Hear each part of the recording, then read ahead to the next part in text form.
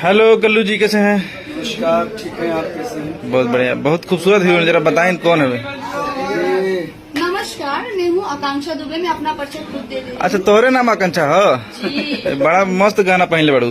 गहना क्या करें, अभी पहनना पड़ता है। कल्लू जी ने मुझे गिफ्ट दिया है कि बोले कि आप ये साड़ी पे ये गहना पहने, क्योंकि येलो येलो साड़ी में आपको देख के मन कर रहा है टिप टिप बरसा पानी।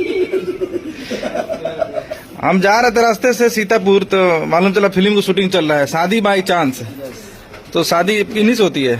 ये थोड़ा कंफ्यूजन है। अच्छा। शादी क्यों से होगी ना, इतनी सुंदर पत्नी कौन छोड़ेगा?